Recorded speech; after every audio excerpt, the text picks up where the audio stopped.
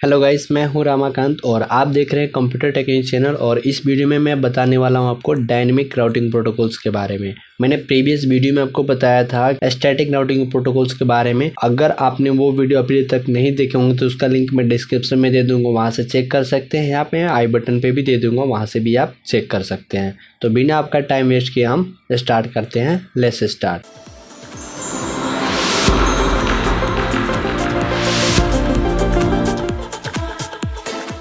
Static routing protocol में ये था कि हम मैनुअली हर एक राउटर को पाथ बता देते कि आपको, अगर मान लीजिए हमारे पास दो पाथ है, एक राउटर के पास दो पाथ है, अगर डाटा ट्रांसफ़र कर रहे हैं हम नेटवर्क सी में, तो वहाँ पे अगर दो पाथ है उस राउटर तक जाने के लिए, तो वो हम मैनुअली उस राउटर को बताते थे कि आपको ये पाथ होके जाना है। यानी हम मैनुअली सब कुछ कन्फिगर करते थे। बट जो डायनेमिक राउटिंग प्रोटोकॉल से, इसमें हम कुछ भी मैनुअली नहीं करते। इसमें ऑटोमेटिक ये अपना बेस्ट पाथ चूज़ करता है कि बेस्ट पाथ कौन सा है और उस पाथ को वो फॉलो करता है। बेसिकली डायनेमिक राउटिंग प्रोटोकॉल दो तरह के होते हैं। एक होता है आईजीपी, दूसरा होता है बीजीपी। आईजीपी होता है, उसको बोलते हैं इंटरनल गेटवे राउटिंग प्रोटोकॉल्स, जो हम एक ऑर्गेनाइजेशन में वो प्रोटोकॉल रन करते हैं।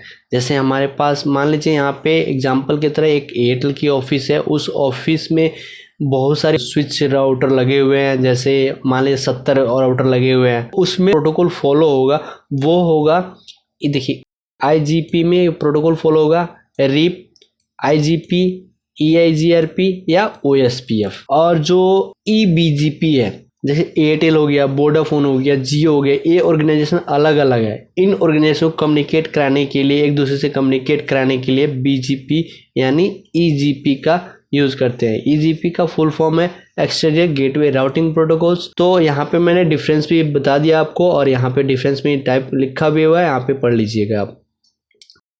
अब देखिए व्हाट इज AS का फुल फॉर्म है ऑटोनोमस सिस्टम।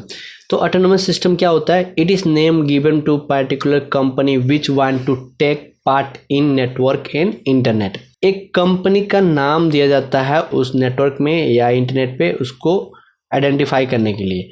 जो अब आईना क्या करती है, जो कंपनी है उनको एक नंबर देती है, यूनिक एक नंबर देती है, ताकि उससे हम आइडेंटिफाई कर सके कि ये जो हमारा एयरटेल का ऑफिस है, ये वोडाफोन का ऑफिस है, इनकी ऑर्गेनाइजेशन की एक यूनिक नंबर होता है।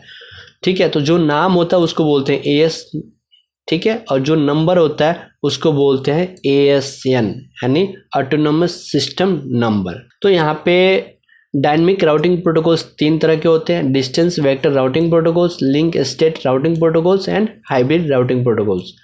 यहाँ पे मैं एक एक करके आपको इन प्रोटोकॉल्स के बारे में, अंदर इनके जो प्रोटोकॉल्स काम करते हैं उनकी कन्फिगर करके मैं दिखाऊंगा यहाँ पे। तो देखिए, डिस्टेंस वेक्टर राउटिंग प्रोटोकॉल्स के बारे में हम जानेंगे इस वीडियो में, और नेक्स्ट वीडियो में जानेंगे हम हाइब्रिड या लिंक स्टेट राउटिंग प्रोटोकॉल्स के बारे में।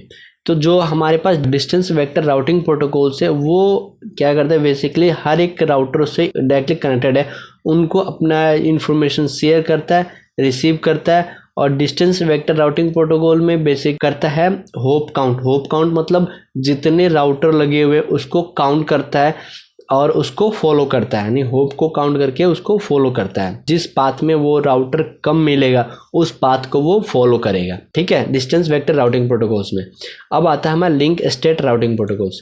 लिंक स्टेट में क्या करता है, जो डायरेक्टली कनेक्टेड है उनकी इंफॉर्मेशन और जो इनडायरेक्टली कनेक्टेड उनकी इंफॉर्मेशन कलेक्ट करता है, जिसकी लेंथ, बैंडविड्थ और जो स्पीड सब कुछ देख के वो चूज़ करता है। अगर हमारे पास यहाँ पे मान लीजिए यहाँ पे एक, ठीक है, ये एक राउटर है और ये एक राउटर है, ठीक है, इस पाथ से ये अगर यहाँ पे राउटर 1 से राउटर 2 के पास जाने के लिए अगर यहाँ पे दो पाथ है, ठीक है, तो अगर ये राउटर 1 से होके जाएगा तो इसकी जो स्पीड है, ठीक है, इसकी जो स्पीड है 20 Mbps की स्पीड है, ठीक है, और जो इसकी स्पीड है वो है 20 Mbps की स्पीड है, ठीक है।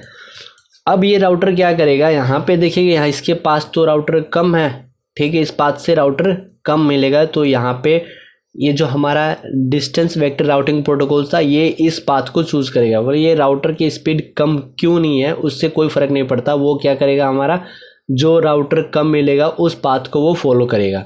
बट जो लिंक स्टेट राउटिंग प्रोटोकॉल्स है वो क्या करता है, वो देखता है जो उसमें जिसमें स्पीड, ठीक है, उसकी स्पीड, उसकी कंडीशन, जो केबल लगी हुई है, जो राउटर कम है, जिसको वो स्पीड ज़्यादा मिलेगा यहाँ पे पहुँचने के लिए इस राउटर तक, तो वो उस पाथ को वो फॉलो करेगा।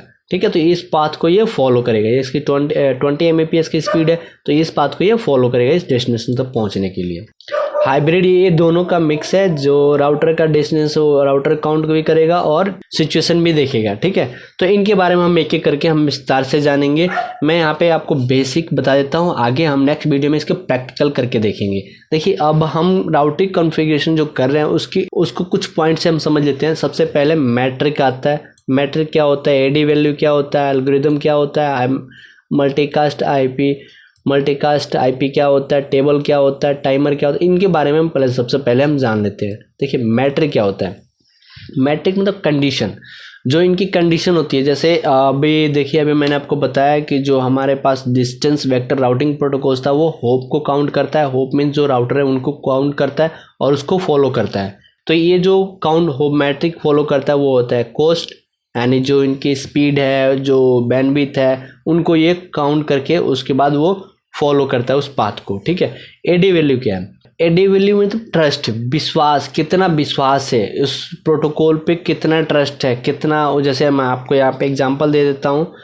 यहाँ पे एक नोटपैड ओपन करता हूँ। यहाँ पे देखिए, ये जो मान लीजिए यहाँ पे एक ऑफिस है और यहाँ पे एक ऑफिस है और मैं यहाँ पे खड़ा हूँ। ठीक है, और आपको यहाँ से दोनों ऑफिस की डिस्टेंस सेम है, स्पीड भी सेम है।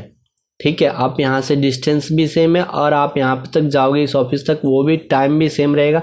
सब कुछ आपका सेम है, जैसे टाइमिंग सेम है, डिस्टेंस सेम है। तो अगर आपको मैं बोलूँ आप कौन सी ऑफिस में जाना चाहते हो, तो सबसे पहले आप क्या करोगे, ट्रस्ट, यानी विश्वास किस ऑफिस पे आपको है, जिसका ट्रस्ट ज़्यादा होगा। अब एडी वैल्यू क्या होता है, 0 से लेके 255, ये 8 बिट्स का होता है। इनके बीच में ये एडी वैल्यू होता है। ठीक है, तो हम आगे इनके बारे में सब विस्तार से जानेंगे। जो रीप का एडी वैल्यू है और जो OSPF का है उसका 110 और EIGRP का है 90।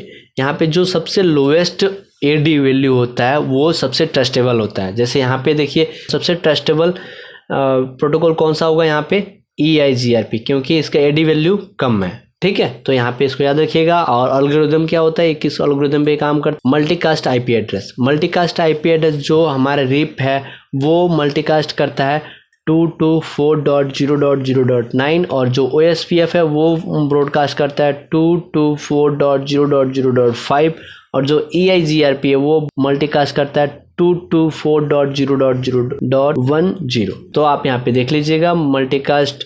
और यहाँ पे आता है अब टेबल। तो बेसिकली जो टेबल है वो 3 तरह के होते हैं। एक होता है राउटिंग टेबल्स, दूसरी होता है टोपोलॉजी टेबल्स और तीसरा होता है नाइबर टेबल। अब जो नाइबर टेबल क्या होता है, जो हमारे राउटर है उससे जो सेकंड राउटर जो जुड़ा हुआ है, एक दूसरे से जुड़ा हुआ है। नाइबर्स मतलब जो पड़ोस में जो राउटर है उसका जो कनेक्टिविटी है, हर एक दूसरे से कनेक्टिविटी है, तो उनका जो इन्फॉर्मेशन है ये राउटर 1 के पास रहेगा, जो राउटर 1 का इन्फॉर्मेशन है वो राउटर 2 के पास रहेगा। ठीक है, तो उसको देखने के लिए आप कमांड चला सकते हैं show IP OSPF नाइबर या EIGRP नाइबर चला सकते हैं, रीप नाइबर चला सकते हैं। यहाँ पे जो आप प्रोटोकॉल चला रहे हैं यहाँ पे सिर्फ यहाँ पे ऐसे करना है डू शो, या आप कन्फिग ग्लोबल मोड में है तो डू शो, अगर आप प्रिविलेज मोड में है तो show IP OSPF नाइबर। ठीक है, आप OSPF भी कर सकते हैं, EIGRP कर सकते हैं, रीप भी कर सकते हैं। ठीक है, अब आता है topology table. Topology table overview मतलब जितनी हमारी नेटवर्क है, ठीक है, उसका ओवरव्यू इंफॉर्मेशन रखता है वो। ठीक है, तो अगर इसको हम देखने के लिए जो हमारे पास जो नेटवर्क है उसका टोपोलॉजी टेबल क्या है उसको देखने के लिए हम क्या करेंगे, कमांड चलाएंगे राउटर पे show IP OSPF डाटाबेस। ठीक है, आप EIGRP कर सकते हो, रीप भी कर सकते हो। ठीक है, अब हम यहाँ पे आता है राउटिंग टेबल। अब राउटिंग टेबल क्या, हमने जो राउटर पे कॉन्फ़िगर किया हुआ है, ठीक है, वो जो इन्फॉर्मेशन कॉन्फ़िगर किया हुआ है वो हमारे राउटिंग टेबल में सारे स्टोर होते हैं। ठीक है, उसको बोलते हैं हम राउटिंग टेबल। अब राउटिंग टेबल देखने के लिए show IP route, ठीक है, ये कमांड आप चला के देख सकते हैं। अब आता है हमारे पास टाइमर। टाइमर बेसिकली 4 तरह के होते हैं, hello timer, invalid timer, holddown timer और फ्लैश टाइमर। अब हेलो टाइमर क्या होता है, जैसे एक राउटर क्या करता है, अपनी नाइबर को ब्रॉडकास्ट करता है। ब्रॉडकास्ट मैंने बताया आपको 224.0.0.1 ठीक 5 10 ये सब एक नाइबर है जो प्रोटोकॉल है, अपनी नाइबर को वो ब्रॉडकास्ट करता है, आईपी ब्रॉडकास्ट करता है, उसको बोलते हैं हेलो टाइमर। ठीक है, हेलो टाइमर अपनी डाटा अपनी नाइबर को सेंड करता है। अब इनवैलिड टाइमर क्या होता है, जैसे वो हेलो टाइमर भेजा अपनी नाइबर को और नाइबर राउटर बंद पड़ा हुआ है, तो वो क्या करेगा, इनवैलिड को जो राउटर के पास नहीं जा पाया तो उसको बोलते हैं हम इनवैलिड। ठीक है, वो बहुत सारे पैकेट भेजा, जैसे यहाँ पे मैं आपको बता देता हूँ, ये जो राउटर है और ये राउटर है, ये हेलो पैकेट भेजेगा। अगर ये राउटर बंद पड़ा हुआ है तो ये हेलो पैकेट 3 बार भेजेगा, इसको बोलते हैं इनवैलिड टाइमर। अब हमारे पास आता है होल्ड डाउन टाइमर। वो कितने देर तक वो होल्ड रखता है इन रिप्लाई करने, उसको जो राउटर हमारे पास जो राउटर एक ब्रॉडकास्ट किया वो कितने देर तक होल्ड रखेगा कि उसके पास इंफॉर्मेशन आए कि वो राउटर चल रहा है कि नहीं चल रहा है। ठीक है, तो उसको बोलते हैं हम होल्ड डाउन टाइमर। अब बोलते हैं फ्लैश टाइमर। अब राउटर क्या करेगा, उस राउटर के जो इन्फॉर्मेशन होगा अगर वो बंद हो गया है तो उस डाटा को, उसकी जो इन्फॉर्मेशन है वो अपने सिस्टम से एरेज करके डिलीट कर देगा। ठीक है, उसको बोलते हैं फ्लैश टाइमर।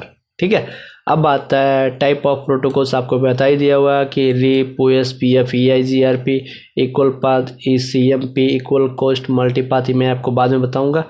आप पे हम आगे करके एक ही जानेंगे। और एक चीज़ यहाँ पे देख लेते हैं, loop back IP interface. Basically loop back क्या होता है कि जो हमारे पास जो पोर्ट है यहाँ पे राउटर मान लें 2 या 3 पोर्ट है, अगर 2 या 3 पोर्ट है उसमें हम एक वर्चुअल पोर्ट बना देते हैं। ठीक है, वो फिजिकल होता नहीं है, और वो जो हमारा पोर्ट है वो उस पर हम IP असाइन करा देते हैं, और IP असाइन करने के बाद उसको हम पिंग भी कर सकते हैं। बट ये हमारी लॉजिकल होता है, फिजिकल नहीं होता है।